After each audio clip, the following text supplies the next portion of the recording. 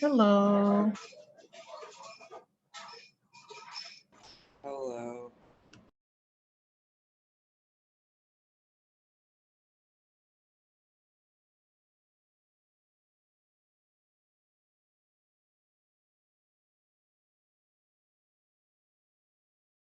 How's everybody doing?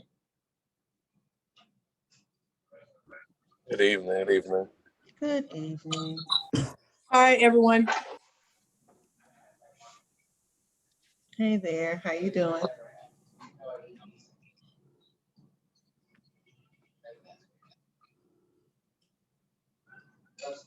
Wait for a few more people to come in. I didn't get much chance to get out today. Did anyone else get a chance to get out today? This is my chance to get out today. For about 20 minutes. Yeah, I understand. Not good. Yeah. I'll make up for it tomorrow. Well, actually, I'll be out a little bit tonight, but I'll make up for it tomorrow. Nice. Yeah, Esai has a question for you. Sure.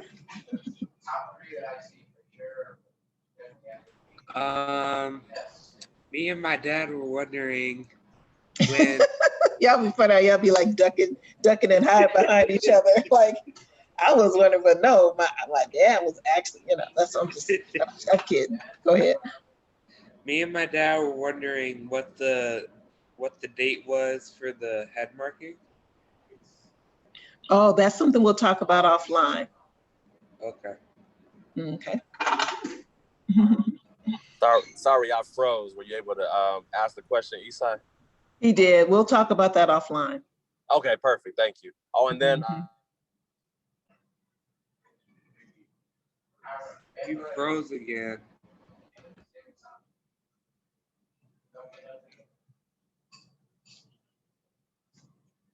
Yeah, you're freezing up, I think.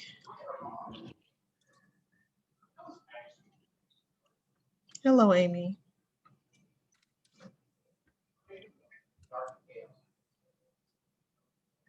Hey, Roz, how are you? Good day.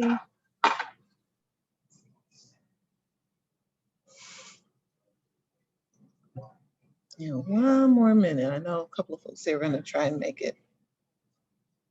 Before we switch to my screen. I'm sorry, E. I keep breaking up. I'm not sure. We were also wondering if we could request some effuns from you. Yes. Okay. Perfect. Thank you. Mm-hmm. Not a problem. Esai said I shouldn't buy it from Amazon. Right. It's like, I got a source right here. Yeah. I appreciate that. I appreciate the sentiment behind that too.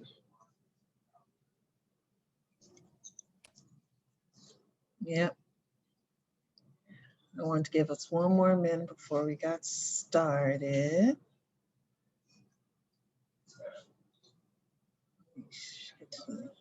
I can get to my screen though, at least. Is this the first time many or any of you have learned about or discussed Aganju?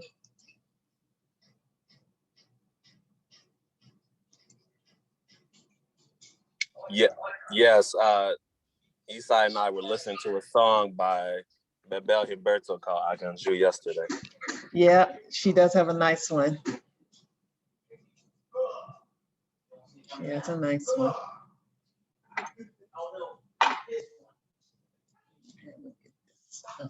Away here. All right, so we're just gonna go ahead and get started. Anyone else comes into the room, I'll just let them in. Since we talked about Shango last week, or last week we had class, so I thought, why not just continue with the Orisha that are very closely aligned with Shango. And one of the Orisha that are most close with Aganju, with Shango is Aganju. And we will talk about why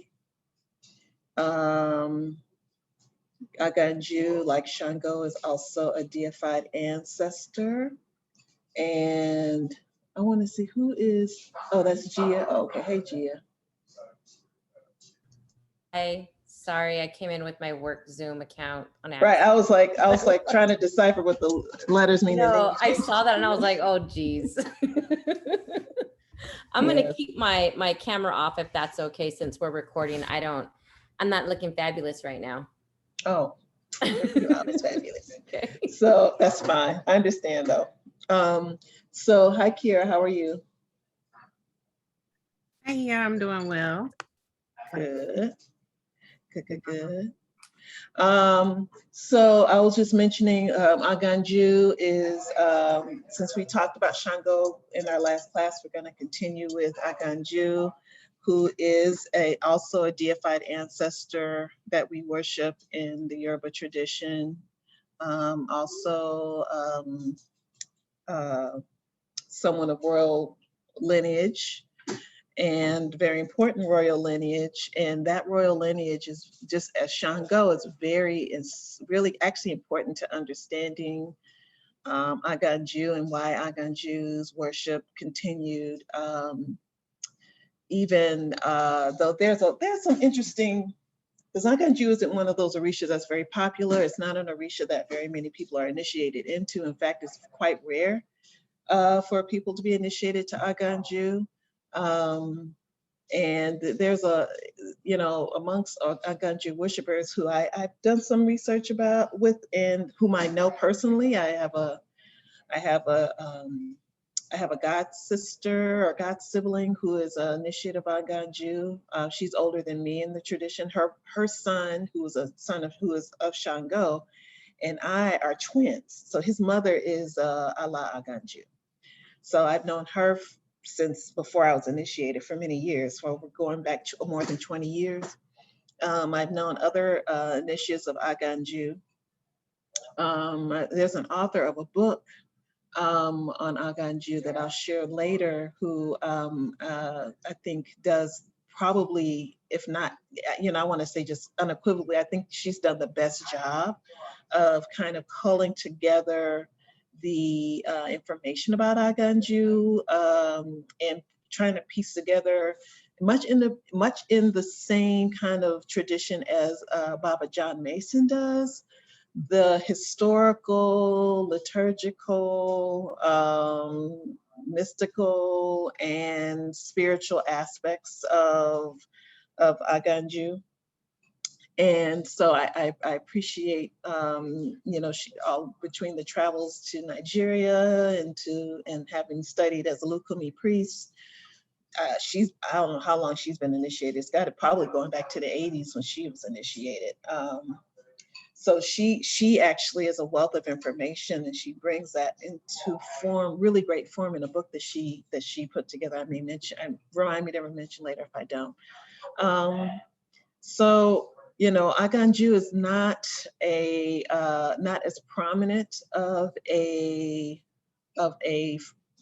Orisha, although he was deified as Shango is, but some scholars and religious practitioners really say that Aganju is really the rightful king and the rightful kind of like statesman to represent Oyo's greatness, or which we know he took over the throne after Shango because Shango had no rightful heirs to the throne. He was the fourth Alafin, Aganju was the fifth Alafin. And so because of the reign that that Aganju had, and the impact, the lasting impact that Aganju had on the Oyo kingdom and its impact throughout the region where they ruled, and the succession that he had through heirs, many who care to look into these questions consider Aganju honestly the rightful kind of the rightful king of the throne of Oyo.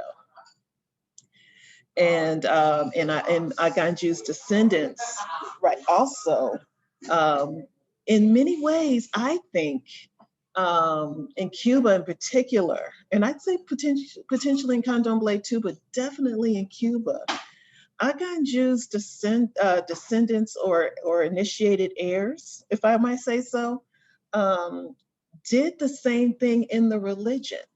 Because when you look at the expansion and the codifying of the way the religion is experienced, is ritualized, some of the folks who were very instrumental in developing those systems were Allah Aganju. So there's an interesting, to me, I'm making that connection personally. There's an interesting connection between Aganju as a ruler and his legacy as a ruler and a king, and his deification, and how that deification through and also subsequent enslavement of folks who were from that community and kingdom and area, and then you see that continued expansion in order and structure in other areas in the world. So I think Aganju, even though Aganju is not considered, like I said, a major Orisha, I would say Aganju is a very important Orisha to get to know. So hopefully you all feel the same once we go through the class today. So as generally we do, we're gonna talk about who and what Aganju is. I'm gonna try and give you guys, because I don't know, because Aganju, like I said, is an Orisha that people consider amongst the major 5 and the major 7. So it'll be interesting to see what information you all have heard and know of Aganju, and that you can share. And how we work with Aganju, as well as some pataki, which I hope you all find to be instructive and insightful for you. So first of all, who and what is Aganju? Let me move this out the way. So Aganju, he is, it's interesting because from what I've known from people who are in Nigeria, there's been some difference in how he is perceived in Nigeria, because he's still very much worshipped in Nigeria, as well as in Candomblé and as well as in Cuba. I'm not sure about Trinidad and there's actually considered, I think there's a Vodun in Haiti that's also in the Arara tradition, that's also connected to Aganju. But there's some interesting kind of differences in terms of how he's interpreted, but these are my understandings of how he's been interpreted and how I've been taught through my lineage that I'm going to share with you. So Aganju is considered the Orisha primarily of the volcano. In Lukumi tradition, he is very much aligned with volcanic activity, volcanic activity and eruptions, and not only because it's this clearly molten lava, river of lava that once, it explodes, it not only destroys through its heat, but also, volcanoes are also known for actually rekindling renewal in communities following that destruction. But also because it's his connection with the core of the earth and being this, as I say, the Aganju Onifi, the owner of heat. So he has this, he's considered to have a hot nature, but a hot nature that also makes possibility of new beginnings to happen as a result. Because now a volcano can shift the landscape as we know it, as we see it, as we experience it. So, so Aganju, in his idea of being associated with the volcano, can bring newness and renewed ideas of what's possible on landscapes.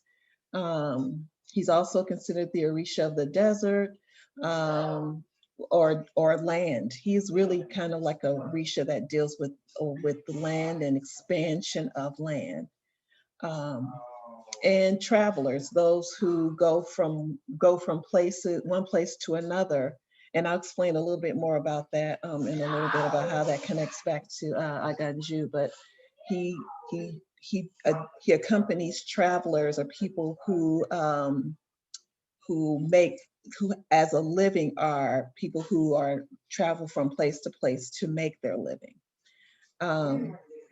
He's also, and I think the way you see that mostly in terms of pataki, mostly manifests in his role as Aloko Awasoda, the divine ferryman. And this kind of gets into his association with Oya. So follow me on this one. So we know that Oya, as we talked about, she is an Orisha. Oya is an Orisha who accompanies us to the gates of Orun, right? So she doesn't cross into that area of Orun, but she accompanies us to the gate at the point of death. So Aganju, his function in many ways is to be the divine ferryman that carries us from the shore or that gate through across the river to the other side to complete our journey as it relates to death. So, and it's so interesting because his number is 9, Oya's number is 9 as well. He is a deified ancestor, which in many ways, like Shango, makes him very closely aligned to egg ancestors or Egungun because they are deified ancestors. So it's interesting. His colors, as you can see here, he normally is represented by many of the same colors as Oya is, in terms of the numerous colors of like Oya. And so he's the one who will take our souls to across that threshold. And there are other ways that he shows up as a ferryman, which I'll talk about in the pataki. As I mentioned before, he's the 5th Alafin of Oyo.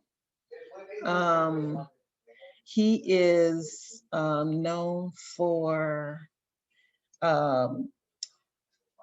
I've seen several sources and I've heard he's like responsible for like making Oyo a stately kingdom, a kingdom with like designing the kingdom to look royal or to look regal, to look stately. He designed pillars that were like the Yoruba carved pillars to adorn various areas of the palace. He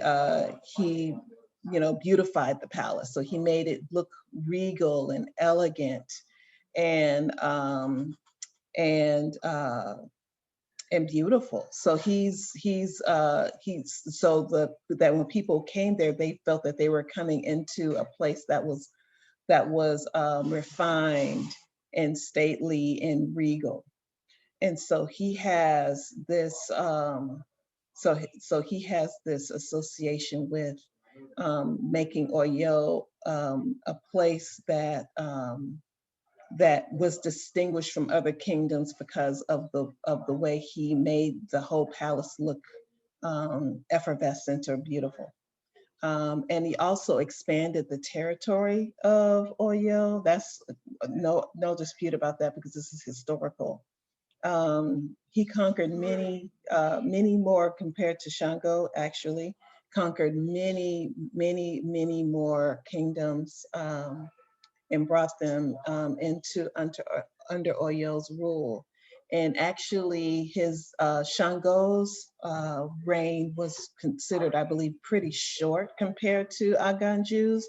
Aganju's reign was considered to be much longer and to have, so which gave him more opportunity to have more impact as a statesman, as a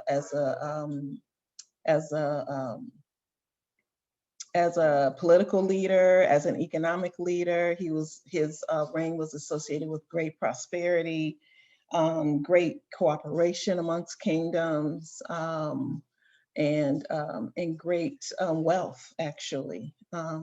Oyo was considered to grow in its wealth with him as ruler. So there was a lot, even learning about what I have learned about Aganju, there's a lot of the history of Oyo before its downfall, which happened, I don't remember how long after that, well, several centuries later, I believe, but the reign that he had really set the precedent for other Alafins to follow. So he was a very important ruler in that regard. And so the words that you see here, like I put in for Shango before and other Orishas we've talked about, these are like praise names for the Orisha. So, so Baba Dinya is another praise name for him, which means father of fire. Because he was known, like Shango was known for wielding lightning and playing with fire. He was known for actually wielding fire and having capacity to do that. And actually, something I did not mention, Aganju there's different stories depending on his relationship with Shango, but he is elder to Shango. He is older than Shango. And he is, in some stories, he is the father of Shango. In others, he is the big brother of Shango. But what is indisputable in most stories is that he is directly descendant of Oramiyan, who is considered the founding father of Oyo Kingdom. He was a ruler that came from the East, who, various stories I've been told over the years, Aramiyan was a man who either had vertigo or had paint, depending on the story you hear, where his face was considered to be lighter in some areas of his face and darker in other areas. And so some people suspect that he likely had vitiligo. But he was considered lighter skinned than most people who would encounter during that time, because all of the legends talk about how light skinned he was in parts of his face. So Aramiyan was considered a founder who traveled east from eastern part of north and east of Nigeria, and even further, some would say, and came and settled in Oyo and founded Oyo. And so Aramiyan is his rightful heir. And so Aganju is descendant of royalty in that sense because of his connection with Aramiyan. So he's a very important historical figure for the Yoruba, as well as an important Orisha, given that lineage and connection to the Lukumi and to folks in Candomblé. All of the branches in Candomblé, I believe, worship Aganju as well. Another interesting connection that we make with Aganju is that he is associated with, and even in pataki and praise songs from both, you find in both Yoruba land as well as in Lukumi, he is considered to be associated with the sun. And this, I think, is likely but due to several things. In part due to his the being the father of fire, and the sun is a fiery ball. In Lukumi, I'm not sure about Yoruba land, but in Lukumi, whenever we work with Aganju, we normally work with Aganju during the sunrise, or during the dawning of the new day. And his praise name that talks about him being the one who awakens the new day refers to him being literally connected with the rising of the sun. And I think it's connected with him also being an Orisha that's associated with possibilities beyond what we thought, beyond the darkest dawn. Oh, he triumphs so often that he gets beyond the darkest night to greet the new day. Because he's known to be a great warrior that persevered in many ways beyond his enemies and beyond anyone's expectations. Because after Shango's reign, things were left in such turmoil. All of the stories of Bakoso, everything was left in such turmoil after Shango's reign that Aganju in many ways brought a sense of hope and moving forward beyond all of the turmoil that ended with Shango's reign. So him coming into that role and taking over and stabilizing the kingdom and expanding it and bringing great wealth to that kingdom, I think has a lot to do with why he's associated with this idea of the sun or the rising of the sun. As I mentioned several times, Aganju Shola, he is a one of great wealth. There's pataki that talk about how he accumulated his wealth. And a lot of them talk about how he's either involved in some way with commerce.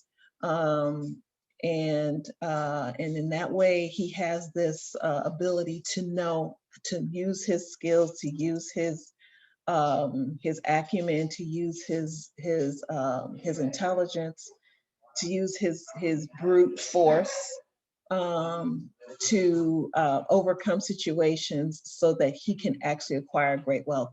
So there's some Orisha that we associate with wealth, but we don't associate that wealth with necessarily being procured after, really traversing difficult obstacles and trials that no one else could either do, or no one else could either approach, or no one else would be willing to approach. But Aganju, his association with wealth is different because it comes after being willing to do the things that no one else was willing to do to get to that wealth.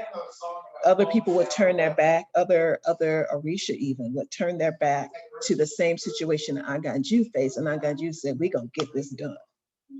And that, to me, honestly, when I think about Aganju, that's really a big hallmark about who and what Aganju is. Aganju is that Orisha that shows us how our perseverance really can pay off in great wealth.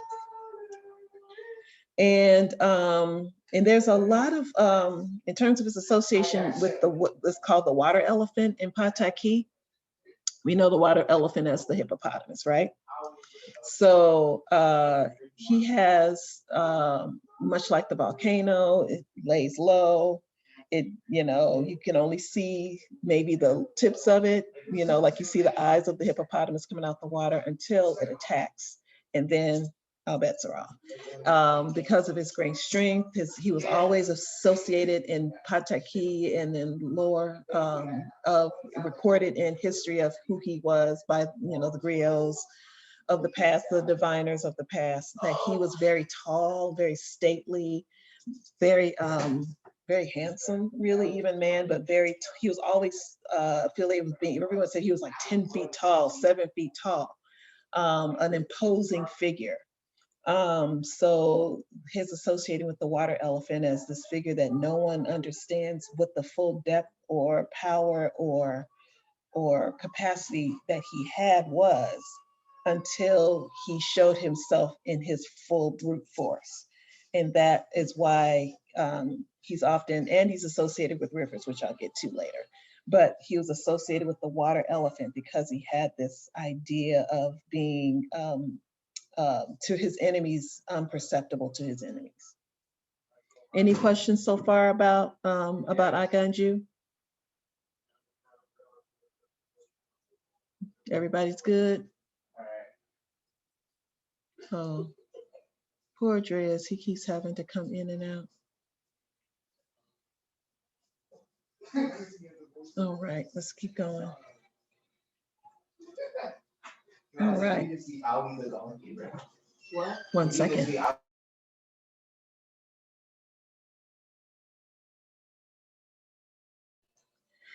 So I mentioned the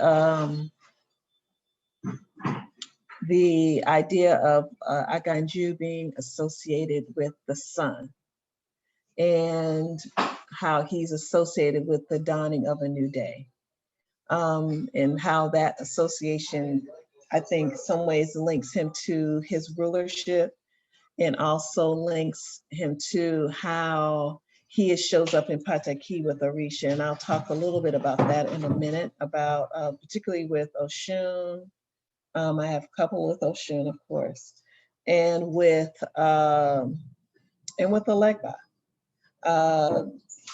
So he actually is an Orisha that I think is a symbol of hope, and an Orisha whose energy is very much associated with hope and how hope can show up. Oh, okay, I understand. Thank you for letting me know, Dres.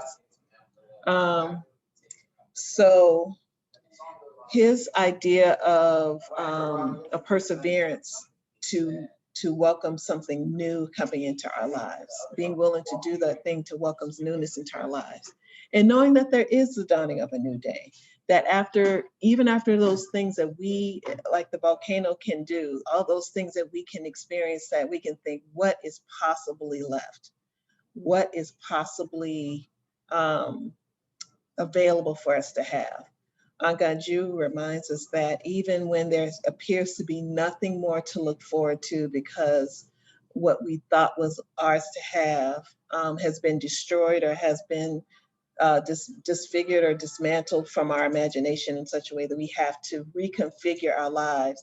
Aganju is that Orisha that we look to help us to put things back together in a way that makes it not to recreate what we had, but to make it a better thing than what it was before, to look forward to be even more value than what we thought we lost. And so Aganju, I think, is that Orisha that gives us that sense of hope, not just the hope for what we've lost to come back to us, or hope to have back what we've lost. Because I think one thing about Aganju is that he's a pioneering Orisha, is very much known throughout all of the patakis. He pioneers, so he doesn't look back to what was lost. He looks forward to what's possible, and hope, and is a way to think about that. So how do we look forward to what we can build and rebuild for ourselves? How can we look forward to be a better version of ourselves, a better able to carry out things that maybe we didn't do before? It reminds me of something that a scholar, historian said when John Henry Clark, he's African-American historian, and he went blind at some point in his life while he was still very much involved with scholarly endeavors. And as a scholar, if you're blind, it feels as if you've lost the very thing that you need to actually carry out your work. Like myself as a scholar, if I lost my eyesight, it would feel like, what can I do? How can I move forward in doing the work? Because you think your eyesight is the thing you need. But he said that, and I'll never forget this in the interview that was done with him. He said, well, when I lost my eyesight, I gained more of my insight. And so he used different tools that he developed and matured to not only, but they weren't to replace his eyesight. They were to give him even more of what others didn't have, because no one else has his insight, right? No one else knows what he knows, feels what he feels, intuits what he intuits as a scholar, and knows how to investigate a matter in the way that he would, given his unique idea and approach to how he conducted himself. So I've always taken that as a way to think about Aganju, and that thinking about who we are in this world and what that means, and how we define ourselves. And when that has to change, we have to change with it. We have to be willing to accept ourselves in ways different and rebuild our lives in ways differently than maybe we had anticipated. But that can always be to our favor, because we are uniquely and designed and built as people. So the more we understand that we have unique qualities to give, we know that the losses we had before don't define us necessarily, because we still have the control and capacity to define for ourselves who we are in the future and in the present. And so, and you'll see that in the pataki, I think that I remembered to share today. So I think that goes directly to what I was thinking about in terms of recognizing the amount of control we have to define our own lives and how we navigate the systems we encounter. Aganju's rule, I think, has been defined really largely by how he was able to say, I know I don't have what Shango had. I don't have the capacity to work with the types of medicines that Shango had. I don't have the relationship with Oshun that Shango had, but I do have my own ideas of what rulership should be. I have my own vision for the type of for what Oyo Kingdom should be, and carrying out that vision is going to be what defines me. And so I really, I want to make sure I capture the chat. Oh, yeah. All right.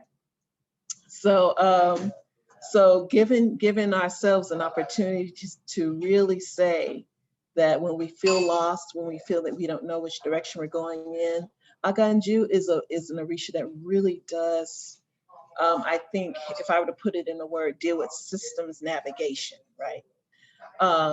Systems navigation, it can be physical, you can be in a car, and knowing how to use the car to navigate where you're going in the world physically, right? It can be systems that you deal with in the world you're in, whether those systems be at work and in your family systems, your body, physical body. It can be, navigating COVID. And now we're at the quote unquote end of it here in Chicago, which is interesting to think about. I don't know what the end looks like, even though they say we're in the phase 5 now. I still honestly wonder what that looks like. But it still remains that I have some idea of personal control to navigate the world in the way that I see fit, right? And if I work with the energy of an Aganju, and I work with my Ori, and I support my Ori, and I make sure that my Ori is stable and cool and balanced, that navigation should reflect that. So that's why I feel Aganju is the Odu, not the Odu, I'm sorry, the Orisha of travelers, or those who have to go through journeys in life.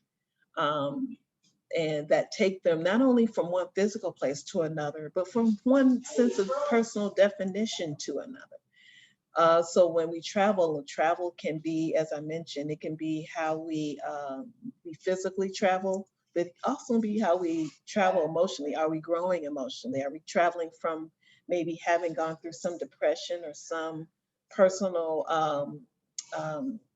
kind of problems that we are having to work through? And how are we navigating that? What tools are we using? Are we using our own tools to help us navigate that? Is our head clear, focused, stable, cool, balanced, so that when we do navigate that, we're navigating it in a way that helps us to get to a destination that we feel really does reflect where we want to be in life. So, and I think as you'll see in the pataki for sure that I wanted to share with you all today, being willing and to take those leaps of faith in life to move forward on our journeys and persevering through adversity is really, I think, a hallmark of what Aganju teaches us in terms of how to work with Aganju. So, you know, if we're, and I think I was talking with somebody on the call about this a little bit today. We have so many opportunities for growth. And I think what Aganju, you know, and as Orisha shows us is that being willing to say, okay, I know where, I'm not sure quite where I'm going, but I know that my head is balanced. I know that I'm clear. I know that I'm focused. I know that I'm balanced. And I know that those things are going to carry me from where I am to where I need to be. Especially if you're going through some spiritual transformation. I know some of you have shared with me that you feel that you're going through that. And I know working with some of you that that's definitely something that's working in through your life from what we've shared with each other. So but sometimes when we're not sure about what's on the other side of that, because we don't have all the clear instructions or all the clear manuals to define what that is, sometimes having the courage that Aganju teaches us to have, and having in some ways, bravery that Aganju teaches us to have can be really important tools. Now that I think about it, I probably should have shared a video of what the physical dance of Aganju looks like. And the reason why I say that is because the physical dance that we do when we're working with Aganju is very representative of what I'm talking about. And so when you dance for Aganju, you leap with one big leap. You bring your hand in you go 1, 2, and then you go 1, 2, and then you hoist your body up, and then you leap forward 1, 2, and then you slip to the side 1, 2. So there's this idea, and then you step back 1, 2. So there's this idea of everything you do in Shango's dances involves big leaps with your body, your full body. I just thought about that. So when you dance for Aganju, you're literally doing the very thing that we're talking about. You're literally taking leaps. So when you see Aganju mount, he dances like that. So he literally leaps like across the room when he dances, when his children dance for him. So it's a magnificent dance, actually. Somewhat, and Shango's dance has some of that element to it, but it's really subtle compared to Aganju dance. It's really the big part of the dance is the leaps that you have to do from one side to another side, and then leaping to the floor, and then stepping back. And then you leap to the side, leap up with your whole body, and then step back. So it's a dance that's indicative to this idea that he never did anything small. Aganju did nothing small. And his children, I can tell you, my twin's mother, they do nothing small. They do nothing small. They always go for what's possible in the grandest possible way. But with elegance and with beauty and with sophistication. But there is still a leap. So I think that's worth remembering when thinking about Aganju. Any questions? but I would recommend that you all look at some video of Aganju. If you can find any video, I've not seen any, honestly, because I've seen it. I don't look for YouTube videos for Orisha dance because I see it in person, I guess. But if you all want to look to see what it looks like, or for those of you who are in Chicago, there will be some bembes coming up, some drums where you can see Aganju dancing for Aganju in person. But go ahead, Roz. What are Aganju's symbols and specific colors? Ah, okay. So you're looking at 3 of his symbols. So his symbol, what I didn't do a picture of it, but one of the symbols of Aganju, and I'll see if it's on here. Oh no, his symbol is a staff. He does carry a staff, and that staff is it's considered like a way is for his children, I believe, to help to support them, is a way to ask for his support for them to have stability. Like he provided stability for his kingdom. There's, you know, so you use the staff or a cane, a beautiful beaded cane, to indicate that. His colors are like Oya's colors. His colors, as you can see here, these are his colors. His colors are dark, almost like a dark maroon with multicolored beads. So lots of different colors involved with his more so than Oya. So you see some of like colors that you associate with Oya, like the maroon and with her leke is primarily that, but with his leke, you see all of the colors. And he works with all 9 colors as Oya does. So go ahead. It's just the staff. It's not anything else. Oh, there's several things that he has. He also has a double axe as a symbol. Double axe. Yes, his double axe, like Shango, he has a double axe. The difference with his double axe and Shango's double axe is normally, as what I've seen, the bottom has this curvature, almost like the bottom of a fish tail. You know, like the mudfish tails that come out to the side. Like a That's hook. how, like a hook on the bottom of each side, and that's what. But the top is a double axe, and then you have the single axe that looks like the head of almost like the head of a water elephant. Almost, it has this kind of rounded, kind of protruding on one side, and then the axe on the other side. So he has symbols similar to Shango in terms of having the axes and the symbols that you see here. Because for those of us who have Shango, you see some similar tools in his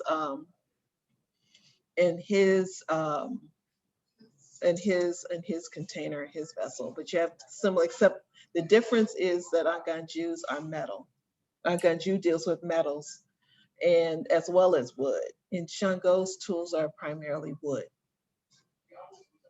a particular type of wood from a particular tree.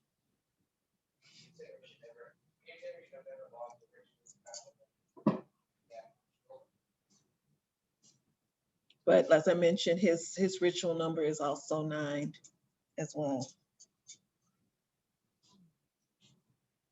So whenever there's any offerings made to him, and it will be made with 9 items. Does he have foods that are associated with him? Yes, he likes akara, and he also likes a meal I've made for Oshun. No one here I've made them. I don't think I've done it with anyone here. There are people who come to these that I've made this meal with. They came in, they made it with me. Agadi is one of his meals. So Agadi is, he likes cornmeal or corn porridge, like Shango. Mm-hmm. So he likes a corn porridge that is made into that's steamed or depending on how you have it, it's either steamed or cooked like grits and then dried and served. I serve mine in banana leaves. Some folks serve it just in foil, but I like to do the whole wrapping and all of that because it's like Aganju, right? So you know, it's like making grits and then putting the grits in like a dried and cooked banana leaf that's pliable, and then you fold it in a certain way that makes it nice, look like a nice shape to it, have a nice shape to it. But he also likes akara, which is like you know the fried bean cakes that are made with like black eyed peas that are shelled or ground into a bean black eyed pea flour that you know that is made into a paste, and then with you know with the bean you know the bean flour, the onions, garlic, peppers, Aganju, so you gotta put some peppers in it, right? Palm oil? And palm oil, yeah, and deep fried until they're nice and golden brown. Fruit? Mm-hmm. Yep. Any fruit? Oh, fruit? Mhm. Bananas. Bananas. Mm-hmm. Hmm. You can offer bananas to Aganju.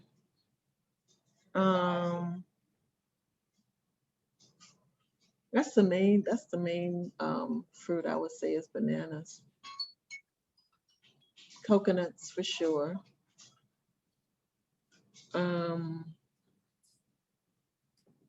That's the main fruit that I work with, like the burros, like the ones that are like that you find on the banana stalk that are very nice and thick and big. Those bananas, almost like the bananas you give Ogun that are like they're like plantains except they're shorter and it's more fatter. Uh-huh. Yeah. Okay. Mm-hmm. Any other questions?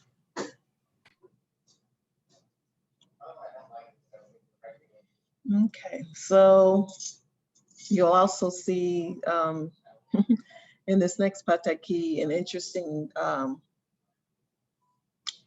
extra aspect of Aganju and learning a lesson, harsh lesson. So Aganju, this is about Aganju competes with Abatala to make heads. So Aganju, at this point, this is a Odu. This is from an Odu where Aganju is married to Yemanja, and while he was married to Yemanja,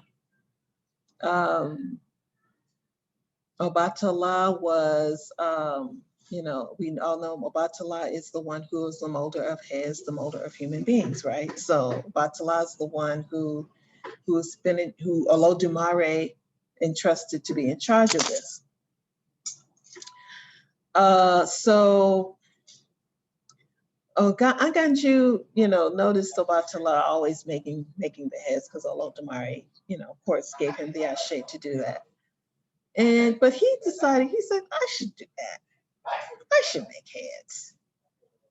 And so he contested Obatala. He did not go to Olodumare. He contested Obatala directly to be the one who made the heads. So he decided that, and he told Yemanja, he said, I should be making heads. Why is Obatala making heads? I should be the one doing it. I could do it better than Obatala. And so Yemanja was like, oh Lord, here we go. So she decided, Yemanja wanted to figure out a way not to make the father of fire burn up Obatala or, have all that hot energy coming out of Obatala, right? So she was like, how am I going to do this? And so she decided even though she did not agree with her husband, she wanted to find a way to manage the situation without it getting out of control. So she went to Obatala and let him know that Aganju was very interested in taking over a role that she felt he was the rightful one to be entrusted with, which is a very important role, making of heads. And so Obatala said, "Oh, okay. Well, what should I do?" And she said, "Don't worry about it. I got this covered." So she went to Alegba and told him, "Look, I need you to help me out here. We need to figure out how to manage the situation." Alegba's like, "Got it. No problem."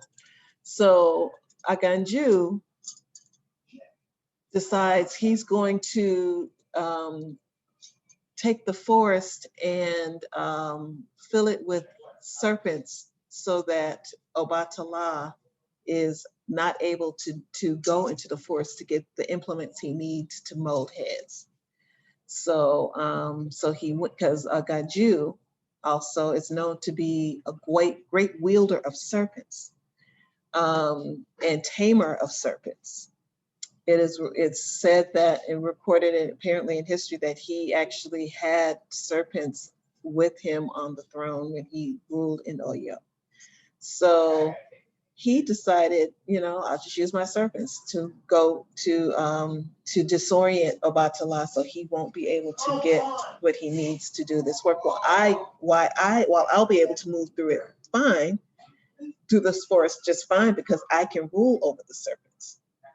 And so Alegba comes upon Aganju one day and says, "Hey, what's happening? What's happening?" He said, yeah, I'm about to go take care of this situation and make these heads." He was like, "Oh, really?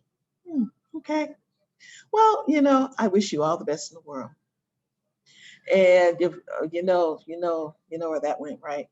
So Alegba said, "Well, come have a drink with me. I know you want to go and take care of all that, but let's celebrate your new role. Let's celebrate your new accomplishment you're gonna make a new maker of heads. Let's go celebrate." And so while Alegba managed the whole serpent situation, he takes Aganju and basically gets him drunk. And takes care of all of the serpents, gets them out, and blocks all of Aganju's roads to get to the forest, and leaves the roads open for Obatala so that he can enter the forest and get what the implements he needs to make heads. And so once Aganju came back from being in his drunken state, he recognized that he was likely not able to do this. So he changed his mind because of Alegba's intervention. And once he came to his senses, he recognized Obatala as the rightful maker of heads. So there's a lot in that story to unpack. Alegba once again tricks Aganju into his rightful destiny, which we'll go into later, by making sure that he did not follow the destiny of another, which was Obatala's, rightful role to be the maker of heads. And Aganju recognizes in the end that his job is not to do something for that someone else's job is, which is Obatala's job, to make heads. Aferefuna Alegba for that, because who knows what the father of fire would do making heads. That would be interesting, right? So we have that. So Oshun, okay. Uh-oh, I think I'm losing. Can you guys hear me? You can hear me? Okay. So Aganju becomes the ferryman. So Aganju and his men were expanding their territory. They were cutting through all of these virgin forests that had never been tamed before. He came, and whilst they were doing so, he came across this river that was absolutely as untamed as the forests that he had just, I mean, and they had traveled for who knows how many miles, how many towns, how many, trying to build, trying to extend their territory and civilize the landscape so that the kingdom could rightfully expand. So when he comes across this river, the river was a raging river. It was very difficult. It was, and none of his men dared do anything with that river. They said there's no way, because it was so, it was this, you know, the waves of the ocean, right? It was the deafening waves of the river were just as tall and just as crashed down just as hard as the waves of an ocean. That's how powerful this river was. And so Aganju decided he chopped down a very huge tree, hollowed it out, and set it down on top of this river. And he fought that river tooth and nail until, as long as it took him, he fought and fought and fought and fought and fought against the river's current so that he can make it from where he was to the other side. And once he made it to the other side, he said, okay, I've made it this one time, but that's not enough. I have to conquer the river. So he gets back into the river that was still raging, goes again, and he kept going back and forth, back and forth, back and forth, until the river was no longer raging. He did this until the deed was done. And so once he was able to tame the river, he was then able to ferry other people across. And because of his bravery and his tenacity and his pioneering nature, Aganju was able to charge a fee to whomever wanted to cross the river. So he became very wealthy as a ferryman, helping folks to cross from one side of the river to the next in his safety and care. And that's how he became the ferryman, and he became very wealthy. So this, again, goes to many different layers. It deals with his ability to do the thing no one else would do in terms of ushering the souls from the river's edge through death. It deals with travel and traveling and traversing adversity and until that adversity is subdued, and then benefiting from that and getting wealth from that. So there's lots of layers to that pataki as well that really, I think, speak to Aganju's nature. So Aganju and Oshun, there's so many patakis about Aganju and Oshun.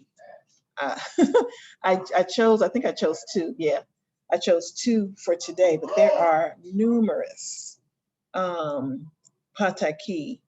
And some people say that the river that he was trying to tame was Oshun. And it wasn't until Oshun he finally relented. And there's so many stories that talk about her and him this way. Because there's many stories that talk about how enamored he was with Oshun. And how their relationship helped to expand opportunities for life as we know it. So the first that I'll share for regarding Oshun and Aganju is when during the age of antiquity, when the earth was being created, well, this was after the earth was created, I'm sorry. And there was the water was in very short supply. And Eshu was told to go search for water by Olodumare. And so, and Oshun was with Olodumare in the palace while he was searching for sources for water, because she withdrew at this point. So he came across this this body of water, and so he said, oh my gosh, because he himself was thirsty. So he himself tried to drink. When he tried to drink the water, he was literally rebuffed physically and kicked out of the water. And so he was like, what? I miss you. What's this? Right? And so he tries it again. He tries to drink the water, and again, rebuffed. And so he finally announces himself. I'm Eshu. I've been sent on behalf of Olodumare to procure water to address a drought. Who is this who is kicking me out of the water? And so Aganju emerges like the water elephant out of the water, and says to him, these are my waters. And so Alekba said, oh, well, pardon me. I'm just coming to tell you that Olodumare has sent me here because we are in dire need of water. Aganju says, well, whatever. Help, do what you got to do. But these are my waters, and I'll only relinquish use and share of them under one condition. And like I said, well, what's the condition? He says that Oshun marries me. So Oshun agreed to marry him after some cajoling. She agreed to marry him, and so he brought her to his kingdom. And after there was some turmoil with some of her handmaidens. I forgot what that part of the story. There was some turmoil with some of her handmaidens, but ultimately he gave Oshun whatever she wanted. And so when she came back she had a child for him. They went back. She went back to her village to have her child, and she came back to the palace with Aganju, and she found that whatever she wanted, whatever she asked him for, actually, there's a very important part of this I need to mention. Aganju only revealed himself to Alekba. No one else could see Aganju, like the water elephant in the water. No one could see him except for her. So whenever anyone would try to access Aganju, or even when things would just magically appear based on what they requested of him, but he never showed himself to anyone, only to Oshun. So the whole time she was like, I'd like to have flowers in the palace. The palace needs flowers. Then flowers would appear. I really would like for the village to be able to enjoy all of this wealth that's here. People should have access to this wealth. He would magically make it so that the village would have the same splendor and the same effervescence and the same beauty that Oshun saw when she was in the palace. And so it went on like this for many, many years, because they were companions for many, many years, until they parted ways, because she felt that she really only needed to live in the river and he needed to live on land. But his association with the river was never forgotten. And that is why to this day, Oshun, because of her marriage to Aganju and her ability to make his life beautiful through her request of him, she is the only Orisha that holds the secrets that Aganju carried. So that's one of the connections between Oshun and Aganju. And we all know, as I mentioned before, that Oshun is the holder and the carrier of secrets. And she is the carrier of secrets to Aganju. And his ability to create wealth and to make into the, you know, his connection with the river, the whole bit. So in another, so there's this whole tension between Aganju and Oshun in the river. So there are points of the river, like I said, when he was a ferryman and he was looking to conquer the river. Some say that that was him conquering Oshun. So there's this whole idea around him and Oshun sharing ownership of the river, because he's very, very closely associated with the river because of his role as a ferryman and for other reasons. So so when he encounters Oshun at the river, this is another area where she's the owner and he's looking to tame ownership of the river. So Aganju, he comes to and he sees this river. It's beautiful. It's majestic. When the sun hits the rivers, it reflects so beautifully that it's attractive and seductive. And so, and he sees this beautiful woman sitting by the river that he wants to get to know, and he introduces himself to her, and she rebuffs all of his advancements. So he introduced himself to her. He tried to get to know her, and when he asked her name, and she said, "My name is Oshun," it was as if a siren was calling out to him, and he was so enamored with her voice and so enamored with her beauty that he tried to conquer her, and that was a mistake. That didn't go well. And so he figured that part out. And so he stood back. It's like, okay, I can't conquer her. I can't seduce her. And then when he tried again, a third time, Alegba comes up out of the water and attacks him. And he's like, what? And it was a little Alegba, but Alegba comes to defend her. And Alegba's like, like, what, you want some of this, right? And Aganju was like, yo, because the Aganju is, remember, he's tall. He's like a giant, right? And so Aganju was like, what is this little dude? And Oshun was like, look, Alegba's duty bound to defend my honor. So don't even bother trying to stop him, or because he's duty bound to defend me. So what do you want?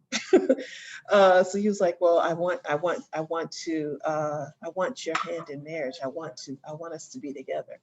So after many attempts and after, Alegba finally rose up and was about to, give him some, Oshun was like, that's okay, Alegba, I'll go with him. And so Oshun said, I'll go with you, only on the condition that Alegba goes with us. And Alegba's like, yeah, I'll go, fine. And Aganju was like, fine. So he takes Oshun away to his palace in the story too. And Alegba, he asked Alegba to enter. And Alegba's like, no, I'll just sit by the door. So Alegba stays by the door and guards the house while Aganju and Oshun enter the house. And again, as with the other stories, Oshun and Aganju were married and together for many years until they parted ways later. But that is how he encounters and attempts to subdue Oshun. So that was another little nugget that some of you may recognize around Alegba, right? Alegba's relationship with defending the home. This is one of the odus that establishes why Alegba sits by the door whenever he enters a home. Okay. And there's many others I can name, but are there any questions about anything we've talked about? You guys are quiet today.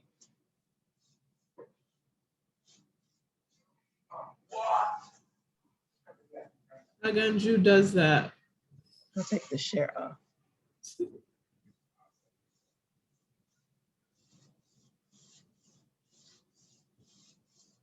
No questions today? I don't have any questions. I'm just fascinated with these patakis you just shared. All of the information, of course, but the patakis you just No shared. one has any questions? Okay.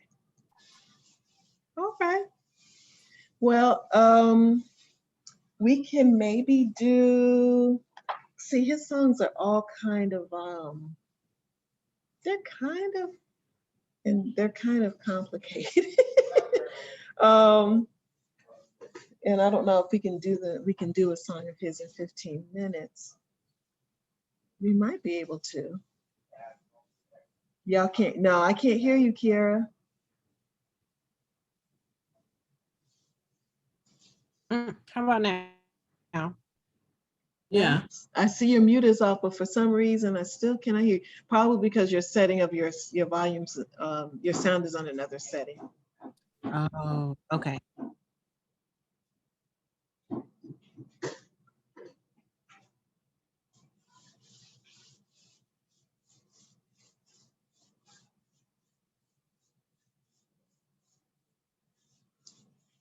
Oh yeah. What do you think about the patakis? What comes to mind for you all from the patakis and what I've shared about Aganju? Because I know for many people, this is the first time many have heard about Aganju, because as I mentioned, he's not an Orisha that you hear even in passing much about in terms of his qualities or his character or his, and we're gonna have a couple of Orisha that I think fit that bill. I wanna talk about Dada next, which also I think fits also into that idea of not being the Orisha that one knows as well as say a Shango, but Dada is definitely related to Shango. So I understand that if it's an Orisha that one hasn't heard much about. But what are your thoughts about the patakis that we talked about? It's a lot going on in those patakis.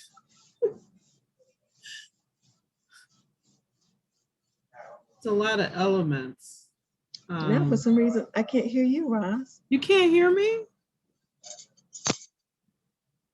See, Not muted. Can you hear me now? Okay, Roz? but that's just me then. I have to change my thing.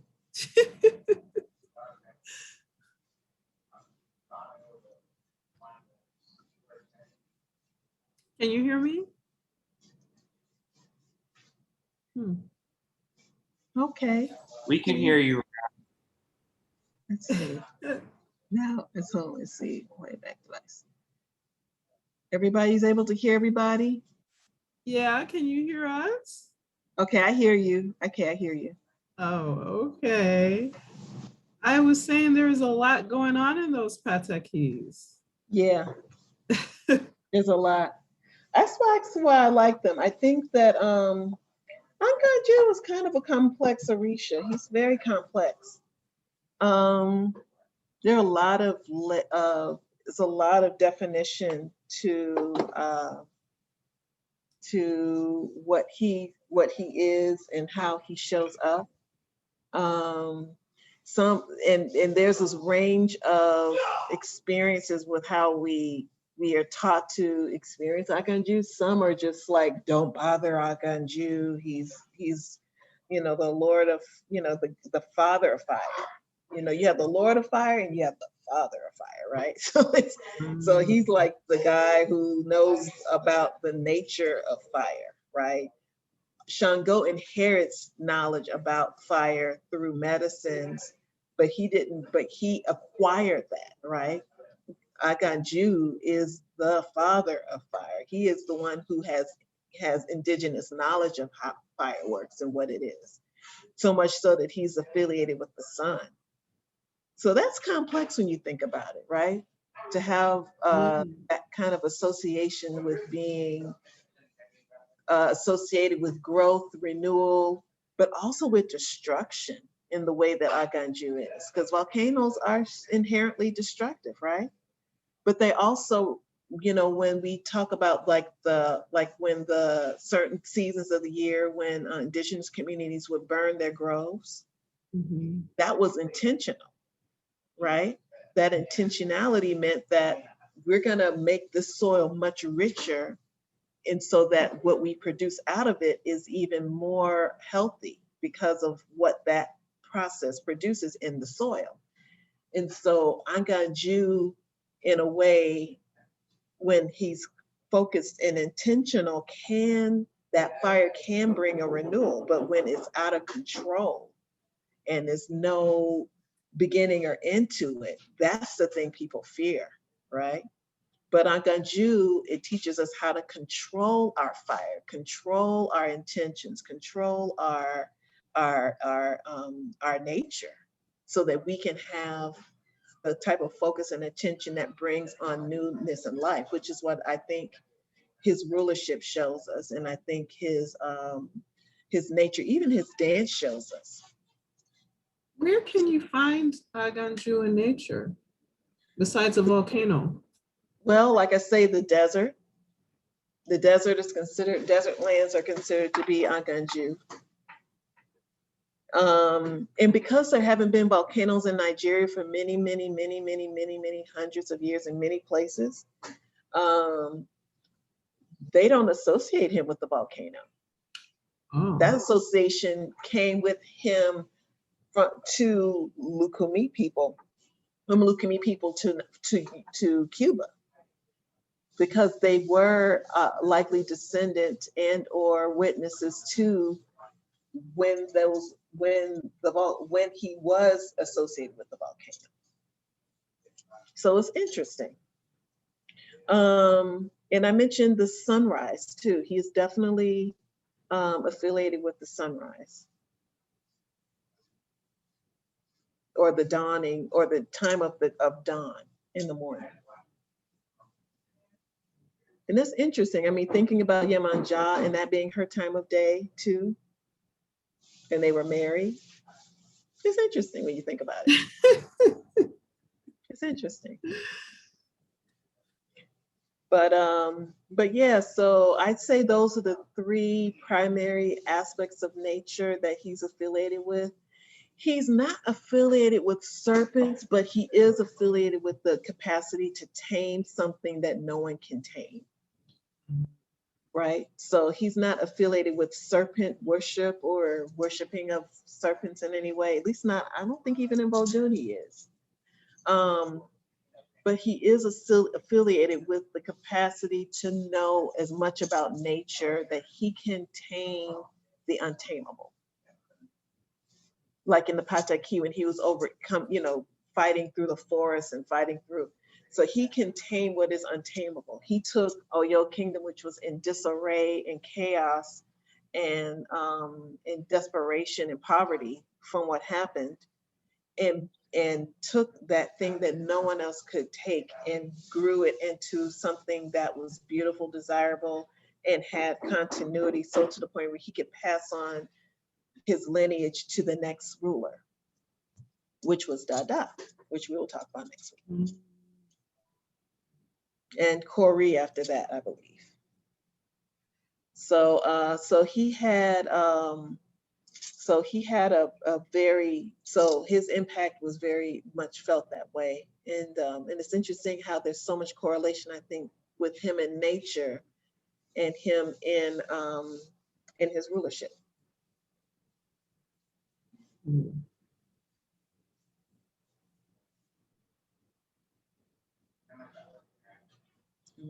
I have to say, I'm a little surprised my Amy doesn't have a question. I'm putting her on the spot. I'm just listening. Just listening? You gonna burn me up with questions afterwards? You're gonna burn my ear off with questions afterwards? I don't have any questions right now. Okay, I'm sorry to put you on the spot. I'm just teasing. Yeah, so it's I think he's an interesting Orisha to get to know. And his children are interesting to get to know too. So you said we're going to be able to see the Aganju dance? Yes, if you can, for sure, because we always dance for Aganju at drums. And there's going to be a drum to Obatala in July. So the drums in Miami, there was Aganju dance? Oh yeah, there was Aganju dance in the drums in Miami, for sure. Mm-hmm. It was right before the songs to Shango. The song in the order, there's an order. So when you dance at a drum or you attend a drum for Orisha, no matter which priests are in the room, you have to follow a particular order to acknowledge all of the Orisha that should be acknowledged in a ceremony, in a drum ceremony.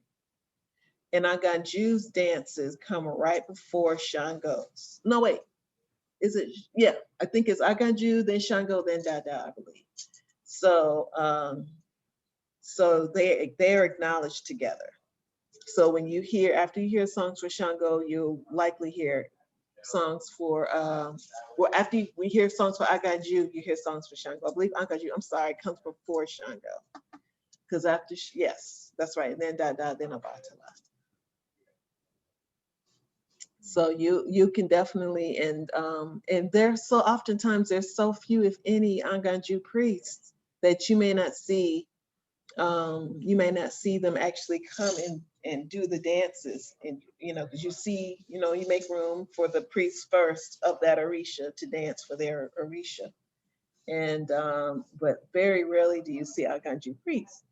But I'm pretty sure you're going to see at least one Aganju priest.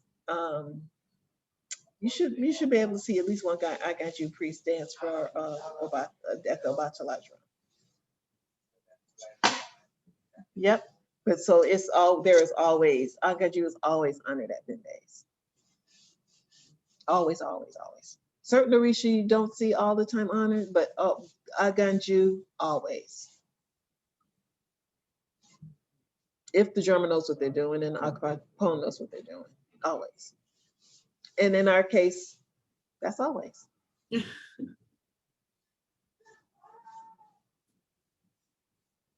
Yep.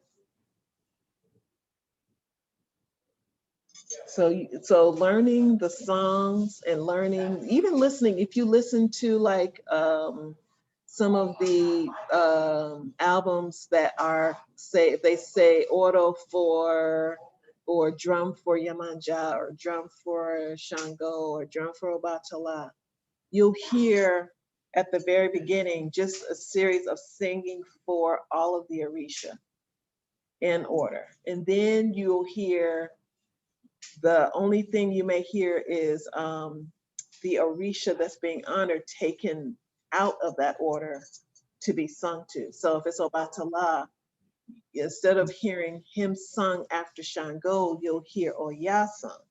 And then you'll hear Obatala sung at the very end after Oshun and Orumila are sung to. Then you'll hear Obatala. So the Orisha of honor is the last song sung at the drum. And then they mix it up after that first group of songs. Then it's mixed up with different Orisha and different songs. But you have to do the order first. So yeah, so it's so you will definitely see and hear Aganju's songs. You hear Aganju Sholanio, Aganju Solanio, and you hear that song, you go, oh, okay. That's one of the songs, normally one of the opening chants for Aganju.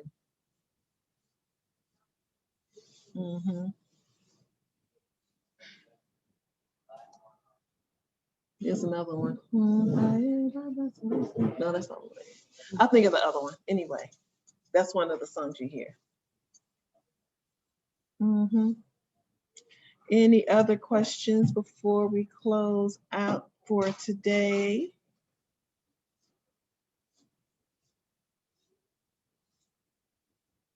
Everybody's good?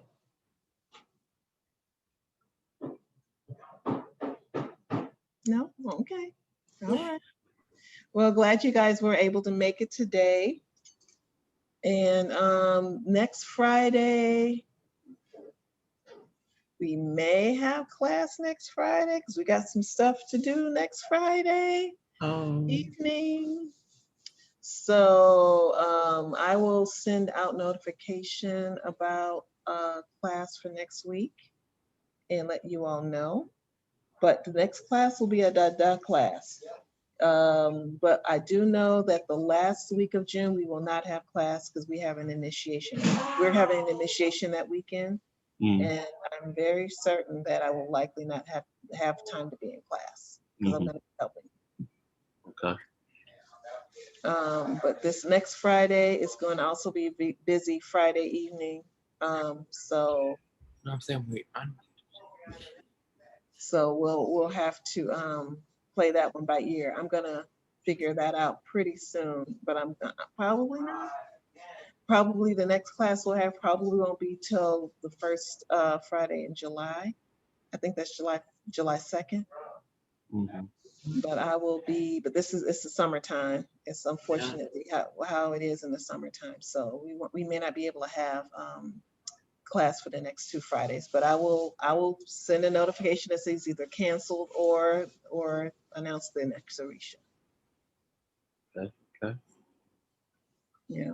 And again, if you guys have anything that you want to see as part of the class that you think will help improve it, I feel like it's very lecture heavy. I think probably because of the subject matter, a lot of information is being shared that maybe you guys may not know on your own.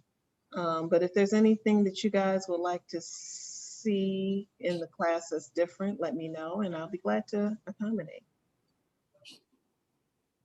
Okay. Thank you. All right. Thank you.